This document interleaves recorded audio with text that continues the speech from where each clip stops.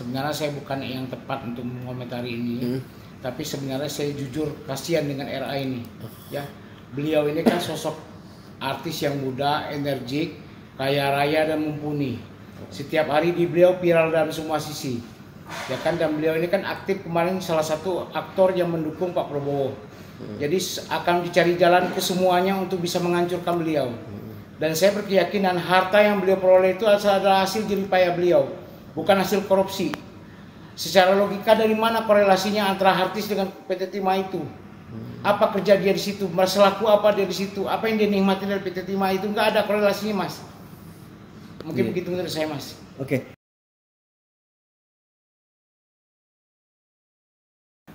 Kalau saya melihat ini kan ICW ini kan lembaga independen ya. Artinya dia bebas melakukan apapun. Ya kan, di saat-saat semua isu sedang memuncak seperti ini.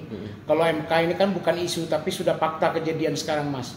Dan tidak akan mungkin teralihkan oleh siapapun. Karena ini adalah mimpi masyarakat Indonesia. Kerinduan masyarakat Indonesia terhadap pemimpin yang baru. Yang berjiwa kebangsaan, bukan berjiwa kerdil, menggoyong-goyong masyarakat untuk melakukan aksi people dan sebagainya. Ini jiwa-jiwa kerdil. Masyarakat mestinya pintar gitu, mulai cerdas menyikapi ini. Siapa yang pantas menjadi presiden, dan sekarang udah terbukti bahwa kebangsaan itu, tokoh kebangsaan itu, tokoh nasional itu memang sudah ada dan dibenarkan oleh rakyat. Apalagi yang diributkan persoalan MK. Nah, ketika kita mengaitkan dengan persoalan pengalihan isu, emang seberapa jago sih ICW bisa mengalihkan isu itu?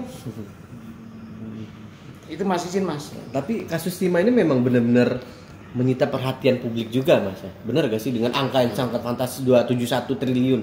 Ya, jadi kan begini Mas, kalau Indonesia, kalau kita bicara angka ini bukan sesuatu yang baru. Masih banyak angka-angka yang lain yang lebih meledak lagi ya kan. Jadi Timah ini karena memang kemarin momennya pas gitu ya kan, melibatkan banyak tokoh figur, ya wajar-wajar ketika dia meledak di permukaan. Karena memang isu korupsi ini kan kemarin sempat landai Mas.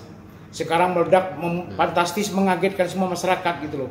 Saya lebih melihat ke arah sananya aja gitu loh. Dan ini akan menjadi sebuah mainan politis untuk menghancurkan beberapa pihak gitu loh. Digiring-giring isu kemana-mana gitu loh Mas.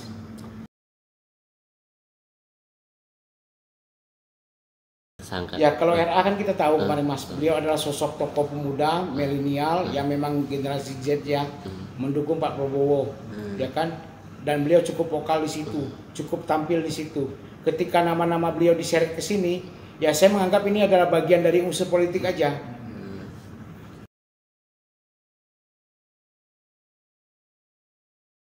Kalau saya melihat ini sebenarnya sudah bagian konsumsi strategi ya, strategi dimainkan gitu loh. Bahwa ini memang ada unsur politiknya lebih tinggi, ya kan? Kenapa saya bilang begitu? Terindikasi bahwasanya ada beberapa oknum terlibat di dalam ini. Ada kawan-kawan yang selama ini tidak berkompeten di dunia bisnis, tidak berkompeten di dunia proyek, ya kan, usaha-usaha tidak berganggu bermain di PT Timah, tiba-tiba namanya muncul. Ini kan sesuatu yang aneh Mas, sesuatu yang aneh, nggak masuk secara logika. Di mana keterlibatannya? Artinya kan nuansa politisnya sudah mulai muncul di sini gitu loh Mas.